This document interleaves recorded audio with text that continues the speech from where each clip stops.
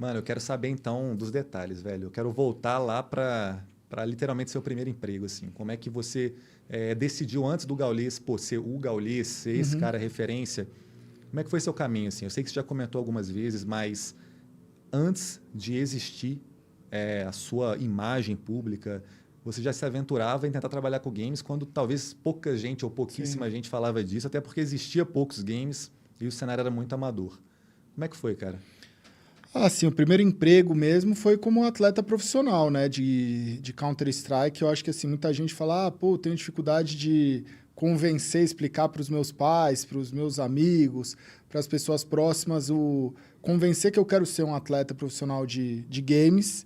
E eu falo assim, cara, você tem essa dificuldade hoje, 2023, imagina em 1999, né? Nem ferrando. Então, foi em 1999 ali, quando lançou o Counter-Strike, quando começou as febres, né, da Lan House e tudo mais, né? Aí, 99, 2000, 2001, 2001 eu estava no terceiro colegial. Então, em 2001, no terceiro colegial, ali foi quando a gente tinha criado já o G3X, a gente já estava 2 anos competindo, fazendo uma série de coisas, né? A gente já estava disputando as principais competições, mas não tinha um resultado assim muito grande, E era sabe? muito mato, né? Era muito Era amador, até as muito. competições Era muito. internacionais, A né? gente criava tudo, assim. Eu participei da criação das regras. Hoje tem algumas discussões de, putz, como é que vai ser no CS2? Como é que vai ser algumas coisas? Eu falo assim, cara, a gente participou literalmente de eu chegar num campeonato, nos primeiros campeonatos, e as regras de um era diferente das regras do outro, dependia da Lan House, dependia do estado, então dependia de... Às vezes tinha um Dependia da Lan campeonato House internacional mesmo. que tinha uma regra diferente. Cheguei a jogar campeonato que o qualificatório era num CS, chegava lá fora, era outro CS. Então, assim, existiu de tudo, né? Mas eu acho que nessa parte do emprego, eu acho que a primeira decisão foi em 2001, onde eu estava me formando, né, no colégio, ali no ensino médio. 2001, todo 2001, mundo indo para a faculdade, todo mundo tentando o vestibular, e vestibular, aí você meteu o louco. e aí tava nessa parte, assim, processo de segunda fase de vestibular e tal. E aí, no dia do meu aniversário, dia 2 de dezembro, tinha a viagem, que era a viagem para a Coreia, que foi o primeiro grande campeonato qualificatório, que teve um qualificatório nacional aqui no Brasil, para ir para o World Cyber Games. Era o primeiro World Cyber Games, WCG 2001, e era na Coreia. A gente ganhou a vaga aqui, né? Então, eu conversei e ali eu virei e falei assim, cara, ou eu faço o vestibular e faço uma faculdade o ano que vem, ou eu me dedico profissionalmente aos games ali, que eu acho que essa é a primeira decisão profissional, né? Que você fala assim, caramba, a partir do momento que você vai colocar de lado, né? Eu terminei o colégio, eu vou colocar de lado por um período de tempo algo que é um caminho mais tradicional, eu virei e falei assim, cara, eu vou arriscar. E eu acho que nessa viagem, eu brinco muito que eu falo assim, cara, foi entrar numa máquina do tempo, porque hoje em dia tem muito isso, né? Eu falo, cara, se você quiser ir para o passado, às vezes você vai para uma cidadezinha do interior e você vai lá, é uma tranquilidade, às vezes não tem a modernidade e toda a agitação que tem hoje, você volta no passado como era, sei lá, São Paulo nos anos 80, nos anos 50. E se você quer para o futuro, você também consegue. E lá em 2001, acho que ir para a Coreia, eu pude entrar numa máquina do tempo e ir para o futuro, porque quando a gente chegou lá, putz, era um campeonato já super estabelecido, a gente teve uma recepção muito forte da própria, né, o organizador do campeonato, mas a parte local da cidade. A cidade abraçou os atletas, porque era a Olimpíada dos Games, né? Eu acho que muitas coisas que eu vi ali era mais moderno do que a gente encontra hoje. Já tinha Então, uma relevância, peso, uma estrutura gigantesca. 2001. Você fazia parte do credenciamento, você recebia um moletom e uma credencial que quando você saía na rua, estava muito frio, o pessoal falava, se você puder usar esse moletom, desde dos guardas da rua ali da cidade até agentes do pessoal de turismo, eles sabem que você é um atleta. Já tá para jogar. E a cidade parou quase pro evento. Parou quase pro evento. Então, você tinha facilidade para transporte público. Se você tivesse dificuldade de comunicação, tinha pessoas que falavam inglês, isso, cara, que conversavam... Um respeito, um cuidado com o jogador que até hoje tem lugar que você não vê. Muitas vezes você não vê. Então, a gente ia num shopping, ia numa lanchonete, em alguma coisa, estava passando, o pessoal jogando StarCraft, Counter-Strike, o campeonato que a gente estava disputando estava sendo televisionado na TV aberta.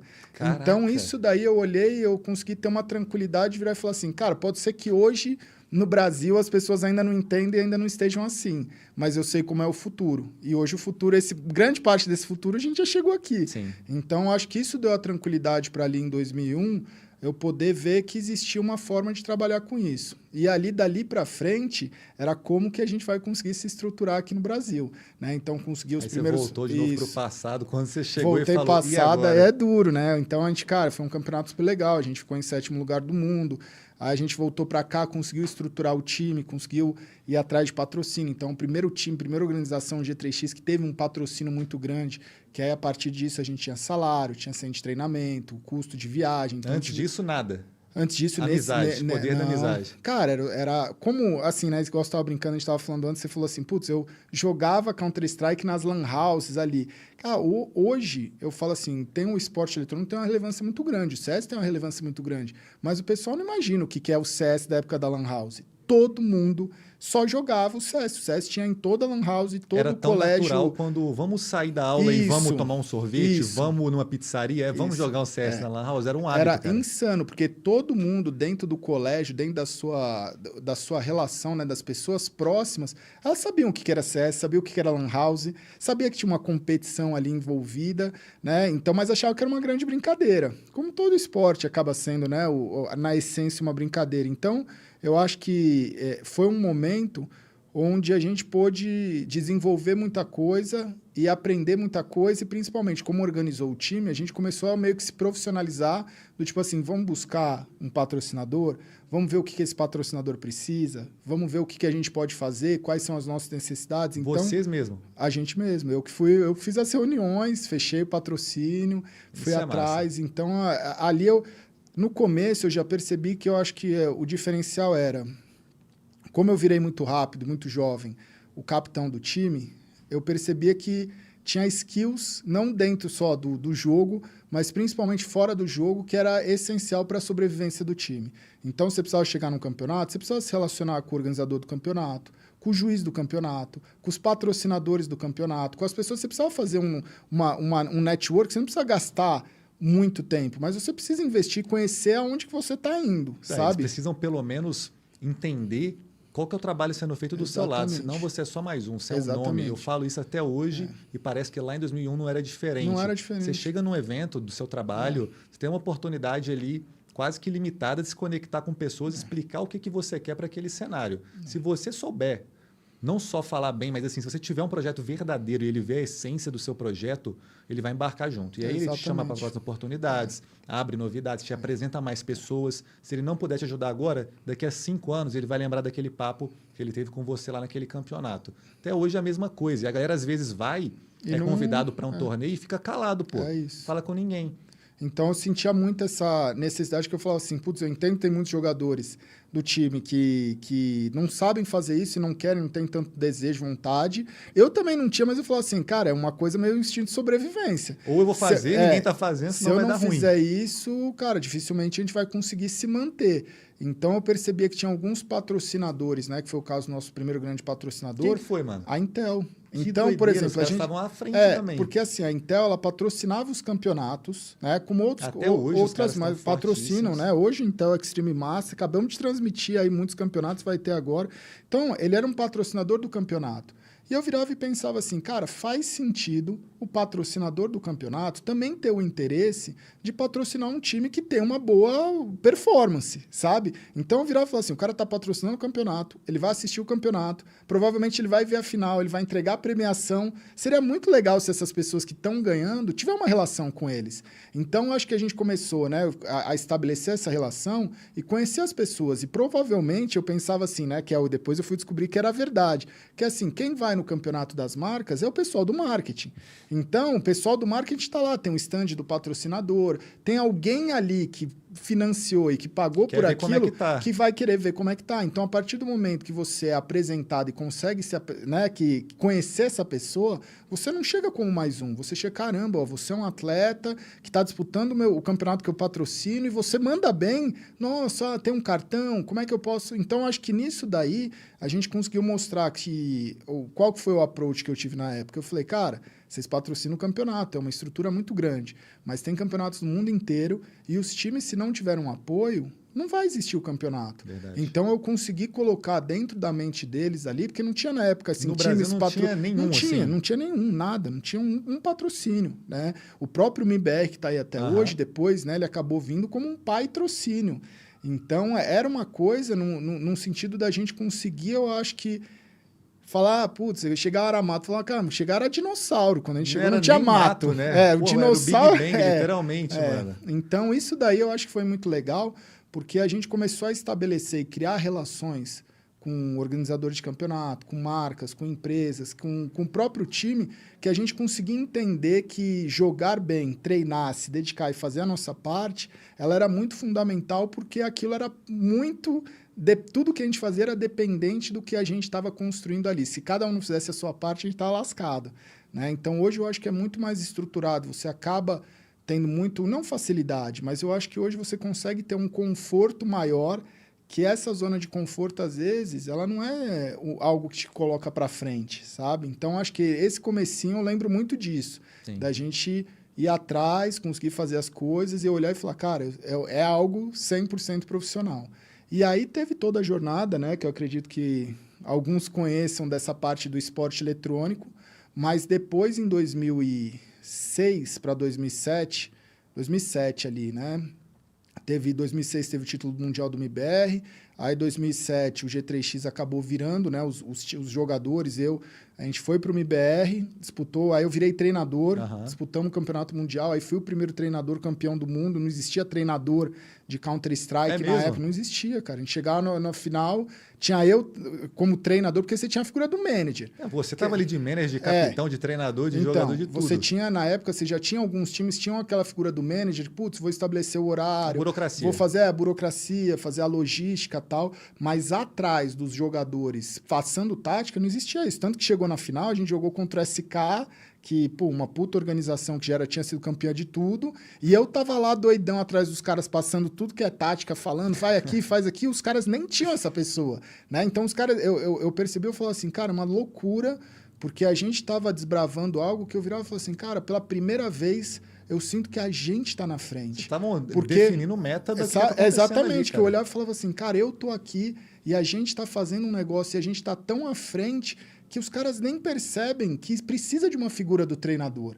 Então, eu acho que a gente conseguiu, como uma comunidade do CS 1.6 aqui do Brasil, ser muito criativa de virar e falar assim, cara, são poucas oportunidades, mas as oportunidades que a gente tem, a gente precisa abraçar muito e fazer valer a pena. Então, eu lembro de cada campeonato, a gente ia para ganhar. E se a gente chegasse na semifinal e perdesse, a gente ficava maluco. Chegar numas quartas de final e perdesse o primeiro jogo, meu Deus.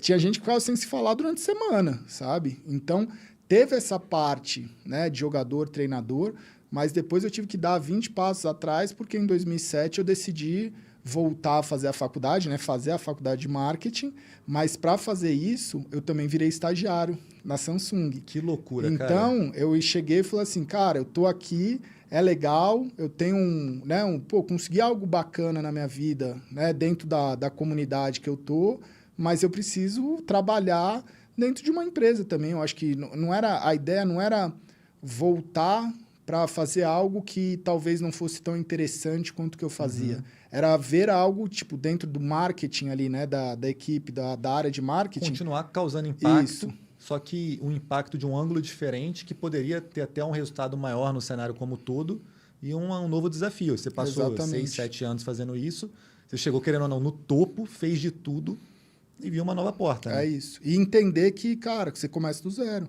E várias vezes na sua vida você vai ter começado do zero e tá tudo certo.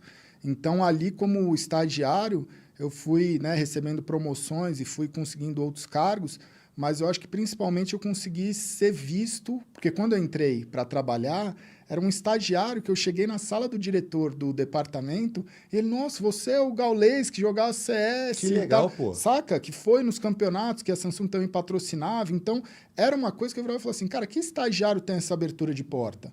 E quando chegavam os gerentes de produto, quando chegavam as outras pessoas, eu falava, putz, eu tô pensando em lançar... Eu trouxe não, né? Mas eu fui o responsável por falar sim para um coreano que chegou para mim, que era gerente de produto, e virou e falou assim, o que você acha da gente ter um monitor LCD de 120 Hz? Porque ninguém aqui acredita. Eu virava e falava, traz isso daí.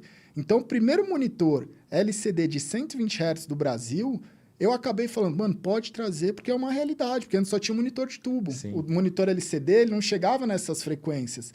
Então, eu chegava e falava assim, não, traz isso. Não pegava nem, não era nem Full HD o monitor, ele era 1680 por 1050, LRZ, LZR, alguma coisa assim, o serial number dele.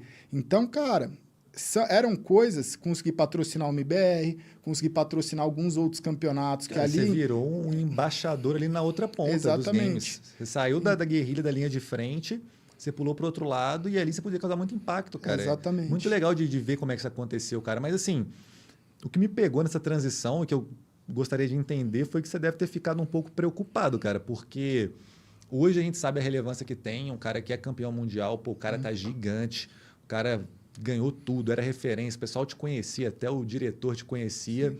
Você falou, peraí, deixa eu ir fazer uma faculdade aqui, deixa eu virar estagiário aqui numa empresa. O que você pensou Pô, você em nenhum momento ficou tipo, putz, mano, e se eu abrir mão de tudo que eu estou conseguindo aqui, se der tudo errado, será que eu consigo voltar atrás e voltar a treinar um time, ou voltar para uma organização? Não ficou preocupado nenhuma hora?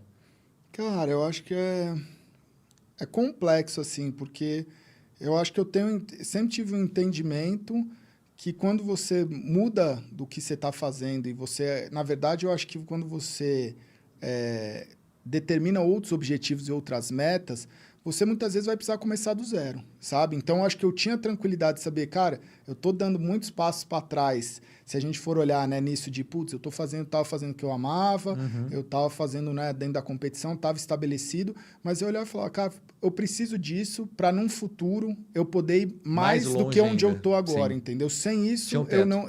Exatamente.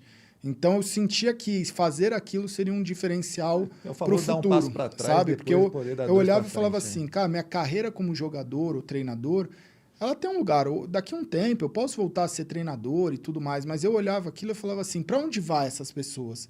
Porque eu achava que era uma vida muito, tipo, putz, eu vou ser só jogador e só treinador a minha vida inteira. Né? Eu passei 3 anos trabalhando corporativamente falando, né, dentro de uma grande empresa, mas foram 3 anos muito intensos, que você aprende muita coisa. Então, isso daí fez eu entender, porque eu acho que hoje o jovem, ainda mais com os empregos novos que tem, com, né, o cara é criador de conteúdo, o cara é jogador profissional, ele recebe uma remuneração, muitas vezes, que é uma remuneração que a pessoa trabalhando, estagiando e indo passo a passo, o cara recebe mais que um médico, ele recebe mais que um diretor de empresa, ele recebe mais do que, às vezes, o presidente de uma empresa, de uma grande empresa. Só que ele não consegue entender o que ele está recebendo, o que ele tá ganhando. E a partir do momento que eu olhei e falei assim, cara, eu vou fazer essa jornada, essa mudança de trabalhar e conhecer esse outro universo, você passa a entender o valor das coisas, sabe? Então, isso para mim... Onde é seu lugar ali naquela cadeia? Por que você está... Alguém está te dando dinheiro? Por que alguma premiação existe no campeonato? Como que os jogos ali estão fazendo isso acontecer? E até o valor. Eu acho que principalmente até o valor. Que você fala assim, caramba, velho. Então, se eu for estagiário, eu vou trabalhar tantas horas por dia e é isso que eu vou receber no final do mês. Aí eu vou ser promovido e se eu for assistente e depois se eu for, sabe, analista... Mas, Gal, assim, eu acho que você tocou aqui num ponto que, para mim, é o pior problema para criadores de conteúdo e jogadores.